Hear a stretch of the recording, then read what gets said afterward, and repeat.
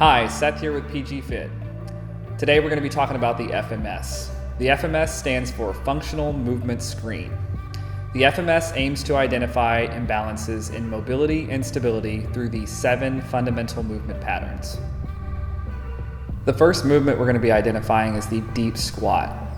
The client must maintain both feet shoulder width apart, heels flat on the ground while holding the hands overhead fully extended. They must squat to where their femur breaks a 90-degree angle with the knee. The second movement we're going to be identifying is the single leg hurdle step. There will be a small thin red band that they must stand on one leg, raising their foot up and over the band and heel striking the floor on the opposite side of the FMS board. They must then return their foot back to where it was originally placed without touching the red band.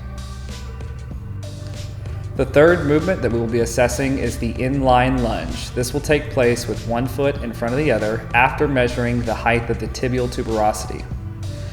This will determine what their stride length will be measured for on the FMS board. They must then hold a dowel rod up against the back of their head and tailbone while performing a lunge, and where they must strike their knee to the gray plastic board and return to a fully standing position. This will be assessed on both the left and the right side.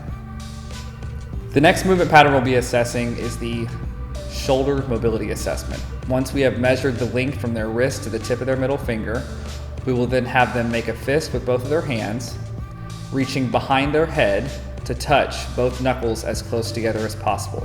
This assessment will be done on both the right hand overhead and the left hand overhead. The next movement we'll be screening is the active straight leg raise, in which the client will be laying on the floor on their back with both legs fully extended, feet together. After measuring the midpoint between the center of their knee and their hip bone, we will then use the dowel rod as a measuring tool to determine the height at which the client can raise their leg up while keeping it in line with their body and fully flexed. This assessment will be done with both the left and the right side. The next movement we'll be screening is the torso stability push-up.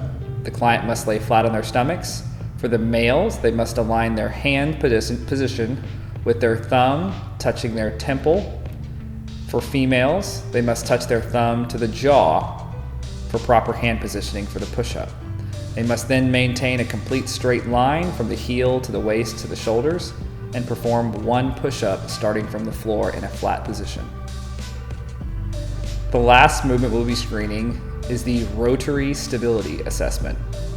This will be done in a quadruped position with the hands directly under the shoulders, knees directly under the hips. The client must then reach in a simultaneous movement to touch the outside of the malleolus with the hand of the same side, and then extend both arm and legs out away from the body, return to touching the outside of the malleolus, and then back to the floor where they started. This will both be assessed on both left and right side. After performing the FMS assessment on the client, this will then give us information as to which exercises need to be avoided during a training session, and will help us to design a corrective exercise and flexibility program aimed to help improve these imbalances within their mobility and stability.